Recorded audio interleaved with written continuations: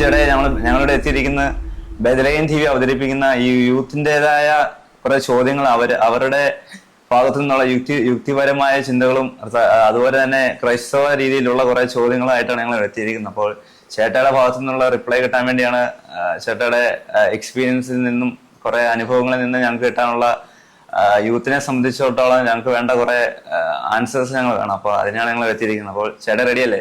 ദൈവകൃപയാൽ റെഡിയാണ്. എന്നാൽ സാധിക്കുന്ന വിധം ഞാൻ നിങ്ങളെ സഹായിക്കാം. അപ്പൊ നമുക്ക് ക്വസ്റ്റ്യനിലേക്ക് കടന്നാലോ? ഉറപ്പായിട്ടും. ഈ കൾച്ചറുമായിട്ട് ബന്ധപ്പെട്ട് നമ്മൾ കുറെ കാര്യങ്ങളൊക്കെ കാണാറുണ്ട്. അപ്പം ഏറ്റവും കൂടുതൽ ആൾക്കാർ ചോദിക്കുന്ന ഒരു കാര്യമാണ്, ഒന്നെണ്ണം ബൈബിൾ എന്ന് പറയുന്ന പണ്ട് മുതലേ ഉണ്ടായിരുന്ന ഇതാണ്, എന്ന് പറഞ്ഞാൽ പണ്ട് എഴുതിയ സാധനമാണ്. അപ്പം ഈ കാലഘട്ടത്തില് ഈ കാലഘട്ടത്തിൽ ഈ ബൈബിള് റെലവെന്റ് ആണോ എന്ന് പലർക്കും പല ഡൗട്ടുകളും ഉണ്ട്. എന്ന് പറഞ്ഞാല് പല വിഷയങ്ങളെ സംബന്ധിച്ച് ഇപ്പം 1 തിമോത്തി 2:12 1 കൊറിന്തോസ് 14, 34, 35 ഇങ്ങനെ ഈ കാലഘട്ടത്തിൽ നമ്മൾ ഏറ്റവും കൂടുതൽ സ്ത്രീകൾക്ക് പരിഗണനയും മുൻഗണനയും എല്ലാം കൊടുത്തുകൊണ്ടിരിക്കുന്ന കാലഘട്ടമാണ്.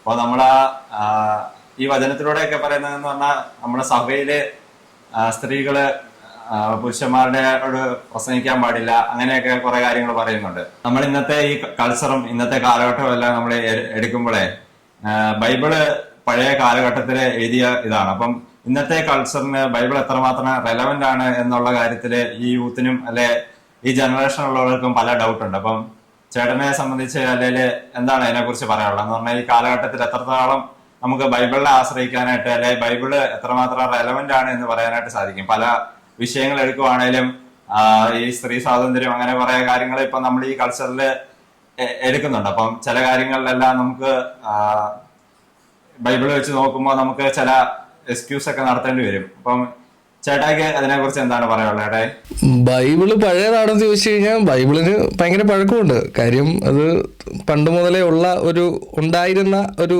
സംവിധാനമാണ്, അതുകൊണ്ട് പഴക്കം കാണും. പക്ഷെ പഴകും തോറും പുതിയതാകുന്നതാണ് ബൈബിള്.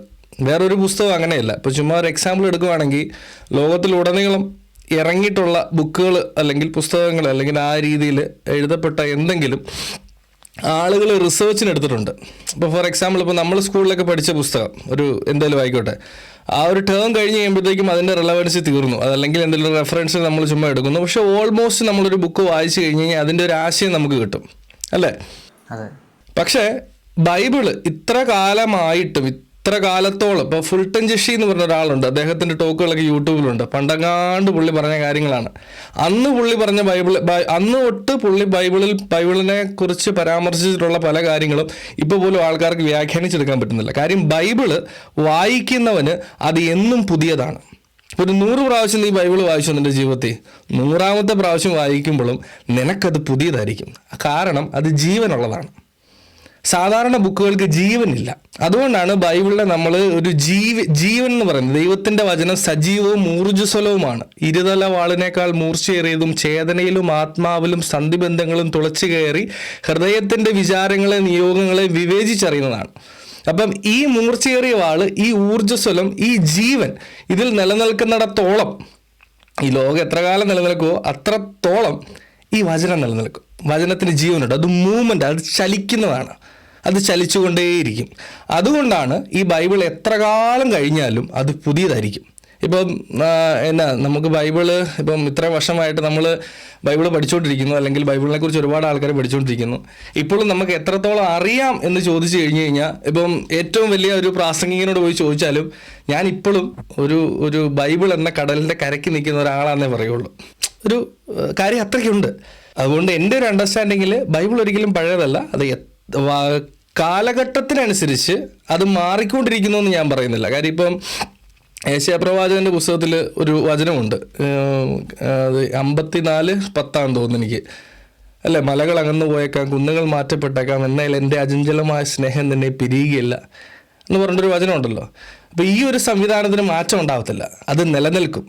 അത് എത്ര കാലത്തോളം ഉണ്ടോ അത്ര കാലത്തോളം അത് നിലനിൽക്കും. ചേട്ടാ, ഇങ്ങനെയൊക്കെ പറയുമ്പോൾ നമ്മുടെ ഈ കാലഘട്ടത്തിൽ കൂടുതൽ ഫെമിനിസ്റ്റ് ചിന്താഗതിയിലൂടെയൊക്കെയാണ് നമ്മൾ വളർന്നു വരുന്നത്. അപ്പം ഈ ബൈബിളിൽ ഇങ്ങനെ ഒരു വചനമുണ്ട്, സ്ത്രീ പുരുഷന് വിധിയപ്പെട്ട് ജീവിക്കട്ടെ, അങ്ങനെയുള്ള കുറെ റെഫറൻസുകളുണ്ട്. അപ്പം അങ്ങനെയുള്ള ഒരു ഇതില് നമ്മൾ ഇതുമായിട്ട് എങ്ങനെയാണ് ഇതിനെ കണക്ട് ചെയ്യാനായിട്ട് സാധിക്കുന്നത്? എന്ന് പറഞ്ഞാൽ ബൈബിള് ബൈബിളിൽ ഇങ്ങനെയൊക്കെ പറയുമ്പോഴും നമ്മുടെ ഈ കാലഘട്ടത്തിൽ എങ്ങനെയാണ് ഈ ഫെമിനിസ്റ്റ് ചിന്താഗതിയുള്ള സ്ത്രീകളെയും അല്ലെ അവരെ നമ്മൾ എങ്ങനെയാണ് ഈ ബൈബിളിലൂടെ ദൈവത്തിലേക്ക് എത്തിക്കാനായിട്ട് സാധിക്കുന്നത്? അല്ലെ അവരുടെ ഡൗട്ട് ഇതാണല്ലോ മെയിനായിട്ട്. ഇങ്ങനെയുള്ള വചനങ്ങളിലൂടെ കാണുമ്പോൾ അവർക്കും ഒരു ഡൗട്ടാണ്. അത് എങ്ങനെയാണ് നമുക്ക് ഇതുമായിട്ട് കണക്ട് ചെയ്യാനായിട്ട് സാധിക്കുന്നത്? എങ്ങനെയായിരിക്കും? അത് നിന്റെ അഭിപ്രായമേ തെറ്റാണ്. ഫെമിനിസം എന്നൊരു സംവിധാനം ഉണ്ടായത് ഒരു പുരുഷ മേധാവിത്വം വന്നപ്പോഴാണ്. ഓക്കെ, ഫെമിനിസം വന്നത് അത് ശരിക്കും പറഞ്ഞാൽ ഒരു ആലംബരായ അല്ലെങ്കിൽ അടിച്ചമർത്തപ്പെട്ട ഒരു ജനതയുടെ വികാരത്തെ ഒരു ഇട്ട പേരാണ് ഫെമിനിസം.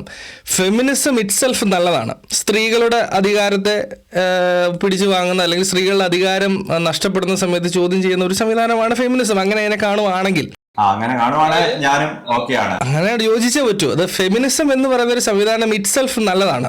അതെ, ഫെമിനിസത്തിന്റെ ഒരു മീനിങ്ങിൽ നിന്ന് നമ്മൾ ഒരുപാട് മാറിപ്പോകുമ്പോഴാണ് ഒരു ഇക്വാലിറ്റി എന്ന് പറയുന്നൊരു സംവിധാനം കയറി വരുന്നത്. ശരിക്കും പറഞ്ഞാൽ അങ്ങനെയുള്ളവർ പറയുന്നത് ഫെമിനിസം അല്ല, ഇക്വാലിറ്റിനെ കുറിച്ചാണ്. ഇപ്പം പുരുഷൻ എന്ത് ചെയ്യുന്നു അത് തന്നെ സ്ത്രീക്കും ചെയ്യണം, അത് ഇക്വാലിറ്റിയാണ്. പക്ഷെ അത് ബൈബിൾ പ്രകാരം പുരുഷൻ എന്തൊക്കെ ചെയ്യുന്നു അതൊക്കെ സ്ത്രീക്ക് ചെയ്യാൻ പറ്റുമെന്ന് പറഞ്ഞിട്ടില്ല. അതുപോലെ തന്നെ സ്ത്രീ ചെയ്യുന്ന പല കാര്യങ്ങളും പുരുഷന് ചെയ്യാൻ പറ്റത്തില്ല. അവിടെ വേണ്ടത് യൂണിറ്റിയാണ്. അതാണ് ആൾക്കാർ നഷ്ടപ്പെടുത്തുന്നത്, യൂണിറ്റി. ഈക്വാലിറ്റി യൂണിറ്റി തമ്മിൽ ഒത്തിരി വ്യത്യാസമുണ്ട്.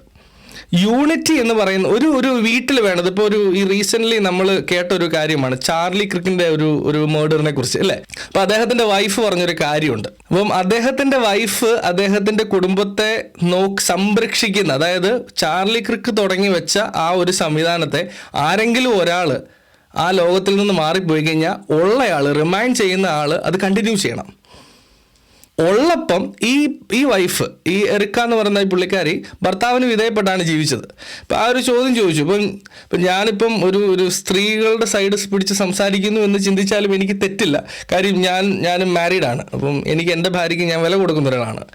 അപ്പോൾ സ്ത്രീകൾക്ക് ശരിക്കും പറഞ്ഞു കഴിഞ്ഞാൽ സുവിശേഷം പ്രസംഗിക്കാൻ പറ്റുമോ എന്ന് ചോദിച്ചാൽ എൻ്റെ ഒരു അണ്ടർസ്റ്റാൻഡിങ്ങിൽ പറ്റണം. സുവിശേഷം എല്ലാവരോടും പ്രസംഗിക്കാൻ തന്നെയാണ് പറഞ്ഞത്, പ്രഘോഷിക്കാനാണ് പറഞ്ഞേക്കുന്നത്. ഇത് നമ്മളുടെ കാഴ്ചപ്പാടിൽ ഇത് തെറ്റായി വരുന്നത് എപ്പോഴാണെന്ന് ചോദിച്ചു കഴിഞ്ഞാൽ പുരുഷൻ ചെയ്യേണ്ടത് ചെയ്യാതെ വരുമ്പോഴത്തേക്കും പുരുഷൻ്റെ തല കയറും. കാരണം ക്രിസ്തു ഒരു ഓർഡർ പറഞ്ഞിട്ടുണ്ട്. എന്താ? സ്ത്രീയുടെ ശിരസ് ഭർത്താവ്. എപ്പോഴാ? ഭർത്താവിൻ്റെ ശിരസ് കർത്താവാകുമ്പം. ഇത് കർത്താവ് നമ്മുടെ ശിരസല്ല, പക്ഷെ ഭാര്യ നമ്മുടെ അടിമയായിട്ട് ജീവിക്കണം എന്ന് പറയുന്ന ആ ഒരു കൺസെപ്റ്റിനോട് എനിക്ക് യോജിപ്പില്ല. ഞാൻ ക്രിസ്തു സുവിശേഷമാണ് പ്രോപ്പറായിട്ട് പ്രസംഗിക്കുന്നതെങ്കിൽ കർത്താവ് പറഞ്ഞ ഓർഡറിൽ എൻ്റെ കുടുംബം നിൽക്കും. അതിൽ ആ ഓർഡർ തെറ്റിച്ചിട്ട് ഈ സ്ത്രീ പുറത്തോട്ട് ഇറങ്ങിക്കഴിഞ്ഞു കഴിഞ്ഞാൽ അതിനെ കുറ്റം വിധിക്കുന്നത് നമ്മുടെ തെറ്റാണ്. ക്രിസ്തു സുവിശേഷം പ്രോപ്പറായിട്ട് പകരപ്പെടുവാണെങ്കിൽ ഇതാരും ഒരു വേലിക്കപ്പുറത്തോട്ട് പോകത്തില്ല. അല്ലെങ്കിൽ ആരും ഒരു അവരവർക്ക് ചെയ്യാൻ പാടില്ലാത്ത കാര്യങ്ങൾ അവരവർ ചെയ്യുകയല്ല. അത് സ്ത്രീ ആണെങ്കിലും ശരി, പുരുഷനാണെങ്കിലും ശരി. അതാണ് എൻ്റെ ഒരു ആൻസർ. അതൊക്കെ പറയുമ്പോൾ നമ്മള് ഈ കാലഘട്ടത്തിലെ സ്ത്രീകൾക്ക് ഓരോ പ്രശ്നങ്ങൾ വരുമ്പോഴും ഇങ്ങനെ പ്രതിസന്ധികൾ വരുമ്പോഴൊക്കെ ആശ്രയിക്കാനായിട്ട് ആരും ഇല്ലാത്തപ്പോഴാണല്ലോ ഇങ്ങനെ ചിന്താഗതി വന്ന് ആൾക്കാരെ കൂട്ടുകയും എന്ന് പറഞ്ഞാൽ സ്ത്രീകളെ തന്നെ കൂട്ടി ഇങ്ങനെ പ്രശ്നങ്ങൾ ഉന്നയിക്കുന്നത്. അപ്പൊ നമുക്ക് അതിനു പകരം ക്രിസ്തുവിനെ കേന്ദ്രീകരിച്ച് അല്ലെ ക്രിസ്തുവിനോട് ചോദിച്ച് നമുക്ക് അതിനെല്ലാം ഉത്തരം നേടിയെടുക്കാനായിട്ട് സാധിക്കത്തില്ലേ? ഉറപ്പായിട്ടും ക്രിസ്തുവിനോട് ചോദിച്ചാൽ കിട്ടാത്ത ഉത്തരം. ഇതിപ്പോൾ സ്ത്രീ ആണെങ്കിലും ശരി, പുരുഷനാണെങ്കിലും ശരി, ക്രിസ്തുവിനോട് ചോദിച്ചാൽ ഉത്തരം കിട്ടും. പക്ഷേ ഈ ക്രിസ്തുവിനോട് ചോദിക്കുന്നില്ല. ക്രിസ്തുവിനോട് ചോദിക്കാതെ വരുമ്പോൾ ലോകത്തെ ആശ്രയിക്കേണ്ടി വരും. അപ്പോൾ ക്രിസ്തുവിനോട് ചോദിക്കാൻ തുടങ്ങുമ്പോൾ ഈ ഫെമിനിസ്റ്റ് ആ ഗ്രൂപ്പിന്റെ ഒന്നും ആവശ്യം വരാൻ സാധ്യതയില്ലല്ലോ. ക്രിസ്തുവിനോട് യോജിച്ചാൽ നമുക്ക് ഒരു ഗ്രൂപ്പിന്റെ ആവശ്യമില്ല. കാര്യം ക്രിസ്തു അതിൽ തന്നെ പൂർണ്ണനാണ്. അപ്പൊ പുള്ളിയാണെങ്കിലും കുരിശ കിടന്നിട്ട് പറഞ്ഞൊരു കാര്യമുണ്ട്. എന്നതാ? എല്ലാം പൂർത്തിയായി, ഇനി പ്രത്യേകിച്ച് ചെയ്യാനില്ല. പക്ഷേ ആ ഒരു പൂർത്തീകരണത്തിന് നമ്മൾ ഭാഗമാവുകയാണെങ്കിൽ, അത് ആണെന്നോ പെണ്ണെന്നോ വ്യത്യാസമില്ലാതെ അവരെക്കുറിച്ചുള്ള പദ്ധതി എന്താണോ അത് അതിൽ പൂർത്തീകരിക്കപ്പെടും. എപ്പോഴാ? നമ്മൾ ക്രിസ്തുവിനെ പരിപൂർണമായിട്ട് ആശ്രയിക്കുമ്പോൾ. ക്രിസ്തുവിലുള്ള ആശ്രയത്വം കുറയുമ്പോഴാണ് നമ്മളാണെങ്കിൽ പോലും ആൾക്കാരെ ആശ്രയിക്കുന്നത്. ഇപ്പം ഞാനൊരു എക്സാമ്പിൾ പറഞ്ഞു കഴിഞ്ഞാൽ, ഞങ്ങളിങ്ങനെ ഒരു തമാശ രീതിയിൽ കണ്ടാൽ മതി കേട്ടോ. ഞങ്ങളിങ്ങനെ ഒരു യാത്ര പോവുകയാണ്. അപ്പം ഞങ്ങളുടെ കൂട്ടത്തിൽ ഒരു പുള്ളിയുണ്ട്. പുള്ളി ഒരു സെമിനാരിക്കാരനാണ്. അപ്പം ഞങ്ങൾ 3 പേരുണ്ട് കാറില്ല. ഞങ്ങൾക്ക് 3 പേർക്കും വഴി അറിയത്തില്ല. അപ്പം ഇപ്പോൾ ആ കൂട്ടത്തിൽ കൂടുതൽ ഗൂഗിൾ മാപ്പ് ഡിപ്പെൻഡ് ചെയ്തുകൊണ്ടിരുന്ന ഒരാൾ ഞാനാണ്. അല്ലെങ്കിൽ ഡിപ്പെൻഡ് ചെയ്യുന്ന ഒരാൾ ഞാനായിരുന്നു. അപ്പോൾ ഞാൻ പറഞ്ഞു നമുക്ക് പേര് പറ ഗൂഗിൾ മാപ്പ് ഇട്ടാൽ പോരെ, നമുക്ക് അങ്ങോട്ട് എത്താലോ എന്ന് പറഞ്ഞു. എന്ത് ചെയ്താൽ കൂടെ ഇരുന്ന് സെമിനാരിക്കാരെ സമ്മതിക്കുന്നില്ല. എനിക്ക് ഇച്ചിരി ദേഷ്യമൊക്കെ വന്നു. കാര്യം നമുക്കിപ്പോൾ പൊതുവിലുള്ള ഒരു അഹങ്കാരം ഉണ്ടല്ലോ. ഇന്നലെ ജോയിൻ ചെയ്ത സെമിനാരിക്കാരായിരുന്നു, നമ്മളിപ്പോൾ കുറേ നാളായില്ലേ.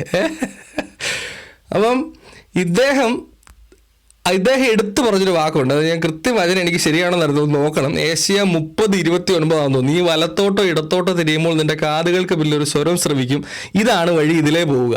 അപ്പോൾ പുള്ളി ഇത് പറഞ്ഞ് ഞാൻ ഗൂഗിൾ മാപ്പ് അങ്ങ് അടച്ചു വെച്ചിട്ട് ഞാൻ പറഞ്ഞു പിന്നെ താനൊന്ന് പോയി കാണിക്കാൻ പറഞ്ഞുകൊണ്ട് ഉള്ളി പറഞ്ഞു കേട്ടോ. സെമിനാരിക്കാരൻ, ഞാൻ പുറത്ത് പറഞ്ഞില്ല, ഉള്ളി പറഞ്ഞു താനൊന്ന് ഒന്ന് പോയി കാണിക്കും നോക്കട്ടെ എന്ന് പറഞ്ഞു. ഞാൻ പുറകെ മിണ്ടാതിരുന്നു. എന്നെ സംഭവം എന്ന് വെച്ചാൽ 10 മിനിറ്റിനകത്ത് എത്തേണ്ടിടത്ത് എത്തി. കാര്യം പുള്ളിക്ക് വഴി കിട്ടി. 3 പേർക്കും വഴി അറിയത്തില്ല എന്നുള്ള കാര്യം വാസ്തവക്കാർ കുറേ നേരമായിട്ട് തപ്പിക്കൊണ്ടിരിക്കുക, ചുറ്റിക്കൊണ്ടിരിക്കുക, വഴി തെറ്റിപ്പോയി. ഈ പുള്ളി ഇത് ഞാൻ പറഞ്ഞതിന് ശേഷം ഞാൻ എൻ്റെ ഉള്ളിൽ ഇങ്ങനെ ഇരുന്നത് എന്നെ കാണിക്കട്ടെ എന്ന് തന്നെ വിചാരിച്ച് ഞാൻ പുറകിലോട്ട് മാറിയിരുന്ന് 10 മിനിറ്റിൻ്റെ അകത്ത് പുള്ളി എത്തേണ്ടിടത്ത് എത്തിച്ചു. എന്നിട്ട് പുള്ളി ഒരു കാര്യം പറഞ്ഞു, ദൈവത്തിൽ വിശ്വസിക്കാത്തത് കൊണ്ടോ അല്ലെങ്കിൽ ദൈവത്തെ പരിപൂർണമായിട്ടും ആശ്രയിക്കാത്തത് കൊണ്ടോ അല്ലേ ലോകത്തിൻ്റെതായ ഒരു സംവിധാനത്തെ നമുക്ക് ആശ്രയിക്കേണ്ടി വന്നതെന്ന് ചോദിച്ചു. എന്നും പറഞ്ഞുകൊണ്ട് പുള്ളി ഈ വചനം പറയുന്നത്. അപ്പോൾ പുള്ളിയുടെ ആ ഒരു വിശ്വാസത്തെ എനിക്കവിടെ മാനിച്ചേ പറ്റൂ. കാര്യം പുള്ളിയുടെ വിശ്വാസം ഇതിപ്പോൾ കേൾക്കുമ്പോൾ ഒരു മണ്ടത്തരമായിട്ടോ അല്ലെങ്കിൽ പൊട്ടത്തരമായിട്ടോ ഒക്കെ തോന്നും. പക്ഷെ അതിനുശേഷം ഞാൻ ഗൂഗിൾ മാപ്പ് ഉപയോഗിക്കുന്നുണ്ട് കേട്ടോ. കാര്യം പുള്ളിയുടെ അത്രയും വിശ്വാസം എനിക്കായിട്ടില്ല, അല്ലെങ്കിൽ പുള്ളിയുടെ അത്ര ആശ്രയത്വം എനിക്കായിട്ടില്ല. അപ്പം ഈ ആശ്രയത്വം ആർക്കുണ്ടാകുന്നോ അന്ന് അവരെല്ലാം നിർത്തും. ഇതിപ്പോൾ നമ്മൾ കാട്ടിൽ പോയി താമസിക്കുന്ന ആൾക്കാരുടെ കാര്യങ്ങളൊക്കെ നമുക്കറിയാം.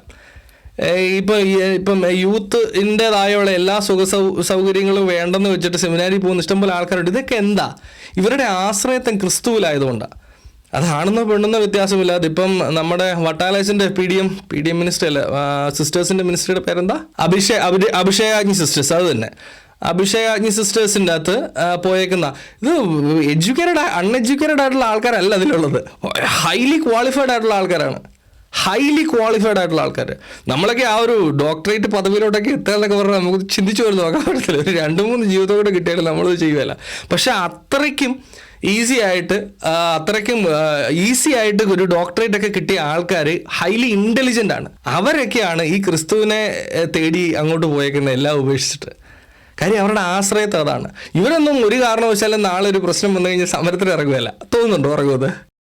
അപ്പോൾ ഈ സമരത്തിന് ഇറങ്ങുന്നതോ അതല്ലെങ്കിൽ അതുപോലുള്ള കാര്യങ്ങളിൽ മറ്റുള്ളവരെ ആശ്രയിക്കുന്നതോ എല്ലാം ആശ്രയിക്കേണ്ടവനെ ആശ്രയിക്കാത്തപ്പോൾ നടക്കുന്ന ഒരു സംവിധാനമാണ് മറ്റുള്ള ലോകത്തെ ആശ്രയിക്കുക എന്നുള്ളത്. ഓക്കെ, അപ്പൊ നമ്മള് ദൈവത്തില് ആശ്രയിക്കാൻ തുടങ്ങിക്കഴിഞ്ഞാൽ പിന്നെ ഈ ഫെമിനിസ്റ്റിന്റെയും അല്ലെ ഫെമിനിസത്തിന്റെയും ആവശ്യം ഉണ്ടാകത്തില്ലല്ലോ. ഡെഫിനറ്റ്ലി ഉണ്ടാകത്തില്ല. അതായത് മനുഷ്യൻ ഇട്ട ഒരു ഓമന പേരാണ് ഈ ഫെമിനിസം. ഇതിപ്പം ഒരുപാട് ഗ്രൂപ്പുകൾ നമുക്കുണ്ടല്ലോ. ഇപ്പം നമ്മുടെ ഇടയ്ക്കാണെങ്കിലും പുതിയ ഗ്രൂപ്പുകൾ ഉണ്ടായി പോലും വരുന്നുണ്ട്. അപ്പോൾ ഇതിനെല്ലാത്തിനും മനുഷ്യനാണ് പേരിടുന്നത്. കാര്യം ഇവനെല്ലാം ആശ്രയിക്കേണ്ടവനെ ആശ്രയിക്കാൻ പറ്റാതെ വരുമ്പോഴോ അല്ലെങ്കിൽ ആശ്രയിക്കേണ്ടവനെ നേരെ വിധം ആശ്രയിക്കാതെ വരുമ്പോഴോ ആണ് ഇവർക്ക് വേറെ എന്തെങ്കിലും സംവിധാനം വേണ്ടത്. അതുകൊണ്ട് മനുഷ്യനുണ്ടാക്കുന്നു. അതുപോലെ ഒന്നായിട്ട് ഞാൻ ഈ ഫെമിനിസത്തിനെ ഞാൻ കാണുന്നുള്ളൂ. അവൻ്റെ ഒരു നിസ്സഹായാവസ്ഥയിൽ നിന്ന് അവൻ കർത്താവിനെ അന്വേഷിക്കാതെ ലോകത്തിലോട്ട് ഇറങ്ങിക്കഴിഞ്ഞപ്പോഴത്തേക്കും അവന് കിട്ടിയ ഒരു ഐഡിയ അതാണ് ഒരു ഗ്രൂപ്പ്. അതിപ്പോൾ ഫെമിനിസം ആയാലും ശരി എന്താണെങ്കിലും ശരി ഞാനതിനെ അങ്ങനെ കാണുന്നുള്ളൂ. വിനിച്ചേട്ടാ, പിന്നെ ഈ ദൈവാശ്രയം എന്ന് നമ്മൾ പറയുമ്പോഴും ഈ കുറേ ആൾക്കാർ ഇപ്പം ദൈവാശ്രയം എന്ന് പറഞ്ഞാൽ നമുക്കിപ്പോൾ പരിശുദ്ധാത്മാന്റെ കൃപയാൽ നമുക്ക് നടത്തി പോയാൽ മതി. പക്ഷേ ഈ ലോകത്തിന്റെ കൂടെ ചെന്ന് അവരുടെ കൾച്ചറൽ പരിപാടികളിലും ഇപ്പോൾ സിനിമ പാട്ടും തുള്ളലും ഡാൻസും അങ്ങനെയൊക്കെ നടത്തി ആ വഴിയിലൂടെ യുവജനങ്ങളെ നയിക്കാനാണ് കുറെ ടീംസ് അല്ലെങ്കിൽ കുറെ ഗ്രൂപ്പൊക്കെ അങ്ങനെ ഒരു തെറ്റായ മാർഗത്തിലൂടെയാണ് ദൈവത്തിലേക്ക് നയിക്കുവാൻ. അങ്ങനെയല്ല, ഇപ്പോൾ സിനിമ പാട്ടും അങ്ങനെയൊക്കെ അങ്ങനെ ഇട്ട് ദൈവത്തിലേക്ക് കൊണ്ടുവരാനാണ് കുറെ ആൾക്കാർ ഇങ്ങനെ ശ്രമിക്കുന്നത് ഞാൻ കാണുന്നുണ്ട്. അപ്പോൾ അതിൻ്റെയൊക്കെ ആവശ്യമുണ്ട്. നമുക്ക് ദൈവത്തെ ആശ്രയിക്കാമല്ലോ. പിന്നെ എന്തിനാണ് ഇങ്ങനത്തെ സാംസ്കാരിക പരിപാടികൾ അല്ലെങ്കിൽ അല്ലാത്ത ഇങ്ങനെ കൾച്ചറൽ പരിപാടികളും മറ്റേ മ്യൂസിക്കും ഡാൻസും അതിന്റെ വല്ല ആവശ്യമുണ്ടോന്ന് ചോദിച്ചു കഴിഞ്ഞാൽ ഡെഫിനറ്റ്ലി ഇല്ല. ആവശ്യമുണ്ടോന്ന് ചോദിച്ചാൽ ഡെഫിനറ്റ്ലി ഇല്ല. ക്രിസ്തുവിനെ പ്രഘോഷിക്കാൻ ഈ പറഞ്ഞ സംവിധാനങ്ങളൊന്നും വേണ്ട, ഉറപ്പല്ലേ അത്? പക്ഷേ ഇപ്പം കാലത്തിനനുസരിച്ചുള്ള, ഫോർ എക്സാമ്പിൾ ഇതിപ്പോൾ ഒരു മജോറിറ്റി ആയിട്ടുള്ള ഇപ്പോൾ യൂത്തിനെ എടുക്കാനാണെങ്കിൽ യൂത്തിനെ തന്നെ എടുത്തു കഴിഞ്ഞാൽ ഈ യൂട്യൂബിൽ കയറി ഈ അച്ഛന്മാരുടെ പ്രസംഗങ്ങൾ തന്നെ തപ്പി കണ്ട് കേട്ട് സ്വയം നന്നാകുന്ന ആരെങ്കിലും ഒക്കെ അറിയാവോ? കുറവാണ്, തീരെ കുറവാണ്. തീരെ കുറവല്ലേ? അതെ. അപ്പം അങ്ങനത്തെ ഒരു സാഹചര്യത്തിൽ, അതായത് മറ്റൊന്നൊക്കെ പറഞ്ഞു കഴിഞ്ഞാൽ നമുക്ക് ഞായറാഴ്ചയിലും പള്ളിയിൽ ഇപ്പം ഞങ്ങളുടെയൊക്കെ ഒരു നിങ്ങളുടെയൊക്കെ ഒരു +1 +2 കാലഘട്ടത്തിൽ ഞാൻ പഠിച്ചുകൊണ്ടിരുന്ന സമയത്തൊക്കെ വീട്ടിൽ നിന്ന് ആൾ ഉന്തിത്തള്ളി വിടും. ഇപ്പോഴത്തെ പിള്ളേരെ പള്ളി പോകാനൊക്കെ അങ്ങനെ പേരൻറ്റ്സ് നിർബന്ധിക്കാറുണ്ടോ എന്നുള്ളതൊരു ചോദ്യമാണ്. അപ്പം വചനം കേൾക്കാൻ ഇവർക്കൊരു വഴിയില്ല. ഇവരെല്ലാവരും ആയിരിക്കുന്നത് വേറൊരു ഒരു രാജ്യത്താണ്, അങ്ങനെ പറയാൻ പറ്റുമോ, ഒരു കോണ്ടിനെന്റിലാണ് അവർ താമസിക്കുന്നത്. അപ്പോൾ ഇവർക്ക് സുവിശേഷം കൊടുക്കണമെങ്കിൽ ഇവർ ഉപയോഗിക്കുന്ന മീഡിയത്തിലൂടെ നമുക്ക് സുവിശേഷം കൊടുക്കണം. അതിപ്പം ചുമ്മാ ഒരു എക്സാമ്പിൾ പറഞ്ഞാൽ ഡാനിയലച്ചന്റെ പോഡ്കാസ്റ്റിനെ കുറിച്ച് നിങ്ങൾക്ക് അറിയാമോ? ബൈബിൾ ഇൻ എൻ ഇയർ എന്ന് പറഞ്ഞുകൊണ്ട്. അപ്പോൾ അത് ശരിക്കും പറഞ്ഞു കഴിഞ്ഞാൽ ഒരു ഇപ്പോഴത്തെ ഒരു സാഹചര്യത്തിൽ യൂത്ത് ഏറ്റവും കൂടുതൽ കേൾക്കുന്നത് കൂട്ട് ആപ്പിൾ പോഡ്കാസ്റ്റ്, സ്പോട്ടിഫൈ, ഇതിലും ഒക്കെയാണ് അത് പോയേക്കുന്നത്. അപ്പോൾ അതൊരു ടെക്നോളജി അച്ഛൻ ഉപയോഗിച്ചതാണ്. അത് ലക്ഷക്കണക്കിന് ആൾക്കാർ കേൾക്കുന്നുണ്ട്. പലരും പല രീതിയിലാണ്. അപ്പം ഇതിൻ്റെ ഇംഗ്ലീഷ് വേർഷനാണ് വേറൊരു അച്ഛൻ ചെയ്യുന്നത്. അപ്പം അസെൻഷൻ എന്ന് പറഞ്ഞ അവരുടെ ആ ഒരു ഓർഗനൈസേഷൻ്റെ ചേർത്താണല്ലോ അച്ഛനത് ചെയ്യുന്നത്. അപ്പം ഫാദർ മൈക്ക് സ്മിത്ത് അങ്ങനെ കണ്ടാണെന്ന് തോന്നുന്നു അച്ഛൻ്റെ പേര്. അച്ഛൻ ഇംഗ്ലീഷിൽ ബൈബിൾ ഇൻ എ ഇയർ എന്ന് പറഞ്ഞ പോഡ്കാസ്റ്റ് അച്ഛൻ ചെയ്യുന്നുണ്ട്. അത് ഇപ്പോൾ ആപ്പിൾ പോഡ്കാസ്റ്റിലും സ്പോട്ടിഫൈയിലും ഒക്കെ ഉണ്ട്. അപ്പം ഇത് അവിടെയാണ് ഏറ്റവും കൂടുതൽ ആൾക്കാർ ഇരിക്കുന്നത് എന്നുള്ള വസ്തുത മനസ്സിലാക്കിയിട്ടാണ് അച്ഛൻ ഇട്ടത്. ഇപ്പോൾ അച്ഛന് വേണമെങ്കിൽ അച്ഛൻ്റെ പള്ളിയിൽ തന്നെ എല്ലാ ഞായറാഴ്ചയും പറഞ്ഞുകൊണ്ടിരിക്കാം. പക്ഷെ കേൾവിക്കാരുടെ എണ്ണം കുറവായിരിക്കും. അതുകൊണ്ട് അങ്ങനത്തെ സാഹചര്യം വന്നപ്പോഴത്തേക്കും നല്ല ഉദ്ദേശത്തോടു കൂടി ആണ് ഇത് തുടങ്ങിയത്. പക്ഷേ ആഫ്റ്റർ ഓൾ ഇത് ലോകത്തിൻ്റെതായ ഒരു സംവിധാനമാണ്.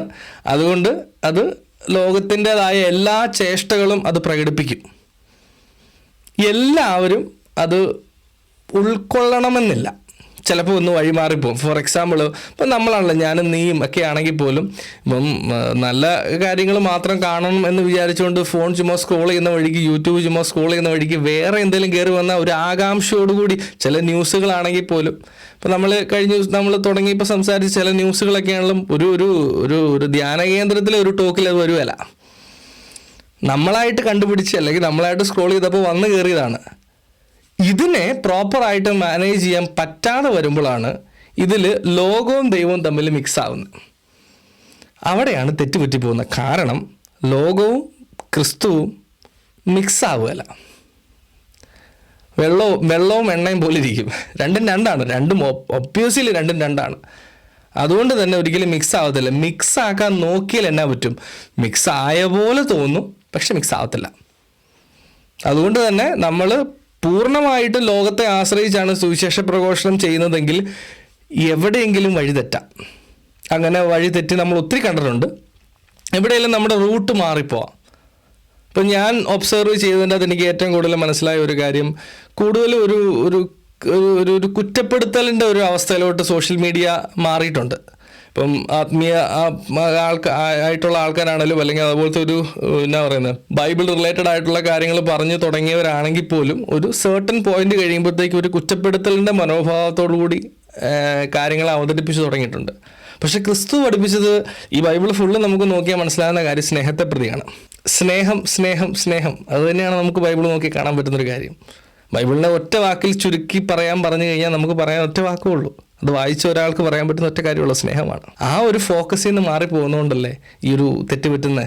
എനിക്ക് അങ്ങനെ കേട്ടോ തോന്നുന്നത്. അതെ ചേട്ടാ, ചേട്ടായി പറഞ്ഞത് കറക്റ്റാണ്. ടെക്നോളജി ഉപയോഗിച്ച് അല്ലെ പോഡ്കാസ്റ്റ് ഉപയോഗിച്ചൊക്കെ ഡാനിയൽ അച്ഛൻ ചെയ്യുന്ന കാര്യങ്ങളും അതെല്ലാം നമ്മളും കൂടാറുണ്ട്, അല്ലെ നല്ല പരിപാടികളാണ്. പക്ഷേ സാമുവൽ എനിക്ക് തോന്നുന്നു ഉദ്ദേശിച്ചത് ഇപ്പം ഞങ്ങളുടെ പള്ളികളിലാണേലും അല്ലെ ഇവിടെയുള്ള അടുത്തുള്ള പള്ളികളിലാണേലും പല പല സംഘടനകളും അല്ലെ വേദപാഠ ക്ലാസ്സുകളിലെല്ലാം ഓരോ പരിപാടികൾ നടത്തുമ്പോഴും എന്തെങ്കിലും ഒരു മീറ്റിംഗ് വെച്ച് കഴിഞ്ഞാലും ഏറ്റവും അവസാനത്തെ ഒരു പരിപാടിയാണ് DJ പ്രോഗ്രാം അല്ലെ DJ നടത്താറുണ്ട്.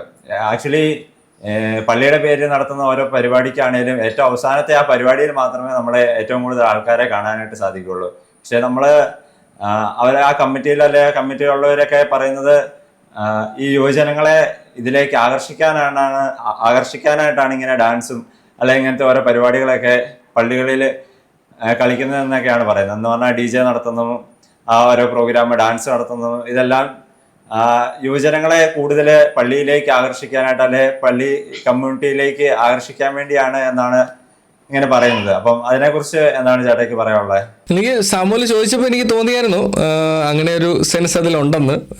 ഞാൻ അതിനെ കുറച്ചും കൂടെ ലിബറലായിട്ട് ഞാൻ പറഞ്ഞതല്ല. ലിബറലാക്കുന്നതുമല്ല. പക്ഷേ എന്നെ പറ്റിയെന്ന് ചോദിച്ചു കഴിഞ്ഞാൽ ക്രിസ്തുവിനെ ക്രിസ്തുവായിട്ട് അംഗീകരിക്കാൻ പറ്റാതെ പോയി ഇപ്പോഴത്തെ യുവജനത്തിന്. എന്നാ കാര്യം എന്നറിയോ? അല്ലെങ്കിൽ നിങ്ങളുടെ ബാക്ക്ഗ്രൗണ്ട് അല്ല ഞാൻ പറയുന്നത്, നിങ്ങളുടെ ഇപ്പോൾ പ്രാർത്ഥന അന്തരീക്ഷമുള്ളൊരു ഫാമിലി, പപ്പ ഒരു സുവിശേഷ പ്രഘോഷകൻ, ചെറുപ്പം മുതലേ നിങ്ങളത് കണ്ടു വളർന്നേക്കുന്ന, അങ്ങനെ എല്ലാവർക്കും ആ ഒരു ലക്ഷറി കിട്ടിയിട്ടില്ലായിരിക്കൂടാ. അപ്പം ഇങ്ങനെയുള്ളവർക്ക് ശരിക്കും പറഞ്ഞു കഴിഞ്ഞാൽ ക്രിസ്തു സുവിശേഷം എത്താൻ പറ്റത്തില്ല. അപ്പം ഇവരിലോട്ട് എത്തിക്കാൻ ഇതാണ് വഴി എന്ന് തെറ്റിദ്ധരിച്ചു പോയി. അതാണ് ശരിക്കുള്ള വാക്ക്. സുവിശേഷം പറയേണ്ട പോലെ പറഞ്ഞാൽ മതി ശരിക്കും പറഞ്ഞു കഴിഞ്ഞാൽ. ഇപ്പം നിന്റെ പപ്പയോടൊക്കെ ചോദിച്ചാൽ അറിയാം, അത് എന്ത് തേനിൻ്റെ അകത്ത് മുക്കി തന്നിട്ട് ആ സുവിശേഷം കേട്ടത്. നല്ല പണ്ട് കുറച്ചുകൂടെ കഠിനമായിട്ടാണ് സംസാരിച്ചിരുന്നതെന്നാണ് എൻ്റെ ഒരു അണ്ടർസ്റ്റാൻഡിങ്.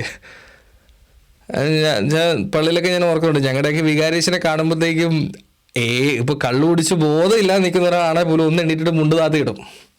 ഇപ്പം ഇത് കാണാൻ കിട്ടത്തില്ല. ഇപ്പം എന്നാ കാര്യം എന്ന് ചോദിച്ചു കഴിഞ്ഞ് കഴിഞ്ഞാൽ ഈ തലമുറയ്ക്ക് അതിനോടുള്ളൊരു ബഹുമാനം, ഒരു ഭക്തി, ആ ഒരു ആദരവ് നഷ്ടപ്പെടുത്തി എന്ന് പറയുന്നതാണ് വാസ്തവം. അപ്പം അതിൽ ഞാൻ ഉൾപ്പെടുന്ന ഈ ഒരു വലിയ കമ്മ്യൂണിറ്റി, ഒരു ക്രിസ്ത്യൻ കമ്മ്യൂണിറ്റി, അതിന് ശരിക്കും പറഞ്ഞാൽ ഒരു ഉത്തരവാദിത്വം ഏറ്റെടുക്കേണ്ട സമയമാണ്. ഇതിപ്പം നമുക്ക് ചെയ്യാൻ പറ്റുന്ന കാര്യങ്ങൾ, ഇതിപ്പം ഞാനൊരു കാര്യം പറയാം, എനിക്ക് അറിയത്തില്ല കേട്ടോ അത് ശരിയാണോ, അത് നിങ്ങൾക്ക് അത് മുഖവിലയ്ക്ക് എടുക്കാൻ പറ്റുമോ എന്ന് എനിക്കറിയില്ല.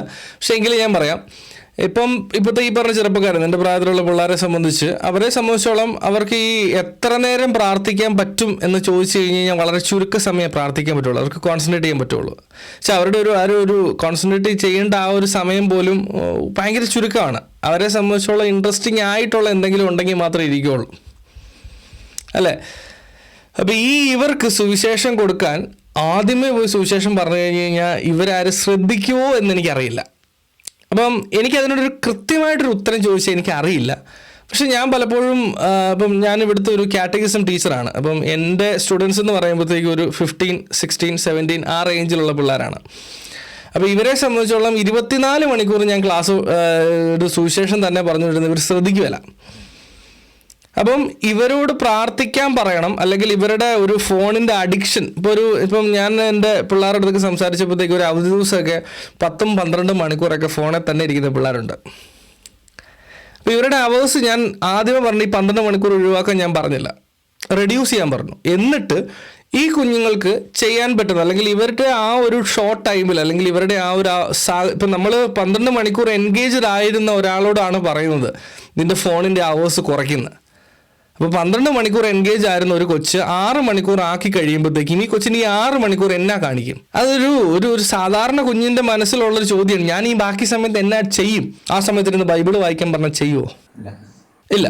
അപ്പം നമ്മൾ തിരുത്തുമ്പം നമുക്ക് പറ്റുന്നൊരു കുഴപ്പമാണ്. നമുക്ക് നല്ല, എനിക്കും ഞാൻ ഉൾപ്പെടുന്ന ഈ ഒരു വലിയ സമൂഹത്തിൽ പറ്റുന്ന ഒരു തെറ്റുണ്ടാന്ന് ചോദിച്ചു കഴിഞ്ഞാൽ നമ്മൾ അത് ചെയ്യരുതെന്ന് മാത്രം പറയുന്നു. എന്ത് ചെയ്യണമെന്നും കൂടെ പറഞ്ഞു കൊടുക്കണം. ആ ഒരു സമയത്ത്, ആ ഒരു പ്രായത്തിൽ, അത് കുഞ്ഞുങ്ങളാണ്, യൂത്താണ്, ആ ഒരു ടൈമിൽ ഇവരെ എൻഗേജ്ഡ് ആക്കാൻ എന്തെങ്കിലും ചെയ്യണം. അപ്പം ഞങ്ങളുടെ പള്ളിയിൽ ഒരു കൊച്ചച്ഛൻ ഇങ്ങനെ വന്നായിരുന്നു. അപ്പം അത്യാവശ്യം എന്നാ പറയുന്നത്, ഇപ്പം ഇച്ചിരി അലമ്പൊക്കെ കാണിച്ച് നടക്കുന്ന കുറച്ച് പിള്ളേരെ ഈ അച്ഛൻ കൂടെ കൂട്ടി. ഇവന്മാരുടെ സ്ഥിരം പരിപാടി എന്ന് പറഞ്ഞു കഴിഞ്ഞാൽ വൈകുന്നേരം ആകുമ്പോഴത്തേക്കും എവിടെയെങ്കിലും പോയിരുന്ന് 2 അടിച്ച് അതുകൂട്ട് എന്തെങ്കിലും കാര്യങ്ങളൊക്കെ കാണിച്ച് അങ്ങനെ അങ്ങ് തീർക്കുമായിരുന്നു സാധാരണ വൈകുന്നേരങ്ങളിൽ. അപ്പോൾ ഇത് കണ്ട അച്ഛൻ പള്ളിയിൽ നിന്ന് കാശ് മുടക്കി അവിടെ ഒരു ഷട്ടിൽ ബാറ്റിൻ്റെ കോർട്ടൊക്കെ സെറ്റാക്കി ഈ പിള്ളേരെ പള്ളി കളിക്കാൻ വിളിച്ചു. കുറച്ച് നാൾ കഴിഞ്ഞപ്പോഴത്തേക്ക് ഇതുങ്ങൾ പള്ളി വരാൻ തുടങ്ങി, പള്ളിയിലെ കാര്യങ്ങൾക്ക് ഹെൽപ്പ് ചെയ്യാൻ തുടങ്ങി. അതിൽ പലരും പള്ളിയോട് ഒത്തിരി അടുത്തു, ഓൾട്ടർ ബോയ്സായി, അതിൻ്റെ സർവീസ് കാര്യങ്ങൾ ചെയ്തു. ഇവർ മദ്യപാനം ഉപേക്ഷിച്ചു, പുകവലി ഉപേക്ഷിച്ചു. ഇത് നല്ല കാര്യമാണ്. പക്ഷെ അച്ഛൻ അവിടെ എടുത്ത ഒരു സ്ട്രാറ്റജി എന്ന് പറഞ്ഞാൽ ആ പള്ളി കോമ്പൗണ്ടിൽ അവർക്ക് കളിക്കാൻ ഒരു ലോകത്തിൻ്റെ ഗെയിമാണ്. ഒരു ഷട്ടിൽ ബാറ്റ് എന്ന് പറയുമ്പോഴത്തേക്ക് ലോകത്തിൻ്റെ ഗെയിമാണ്. ഓഫ് കോഴ്സ് അത് ഒരു സാഹചര്യം ഒരുക്കി കൊടുത്തു. അപ്പോൾ അത് പക്ഷെ നന്മയിലോട്ട് നയിച്ചു. അതിന് പകരം ഇവർ ഈ ഷട്ടിൽ കോർട്ട് ഉണ്ടാക്കി കൊടുത്ത കൂട്ടത്തിൽ ഈ കുഞ്ഞുങ്ങൾ ചെയ്തുകൊണ്ടിരുന്ന അതേ ഒരു ആക്ടിവിറ്റിയിൽ ഈ അച്ഛനും ഇൻക്ലൂഡ് ആയിരുന്നെങ്കിലോ അവർ കൂടുതൽ നശിച്ചേനെ. അതാണ് നമ്മൾ ചെയ്യുന്നത്. ഇവരെ പള്ളിയിലോട്ട് കയറ്റണം എന്ന ആഗ്രഹത്തോടു കൂടി ആവാൻ തുടങ്ങിയത്. പക്ഷേ അവിടെ മാത്രം ഫോക്കസ്ഡ് ആയി. അപ്പോൾ ഈ ആഗ്രഹത്തോടു കൂടി ഇവരെ അപ്രോച്ച് ചെയ്തവർ പോലും അവരുടെ കൂടെ ആയിപ്പോയി. അപ്പോൾ എന്നെ ചെയ്യാൻ പറ്റുന്ന ഇത് മൊത്തത്തിൽ കൊളാവുകയുള്ളു. അപ്പം ഈ ഒരു കാര്യത്തിൽ ബോധ്യമുള്ളവർ ഇതിൻ്റെ മുന്നിലോട്ട് ഇറങ്ങണം. ഫോർ എക്സാമ്പിൾ, യൂത്തിനെ നിങ്ങൾക്ക് മാനേജ് ചെയ്യാൻ പറ്റും.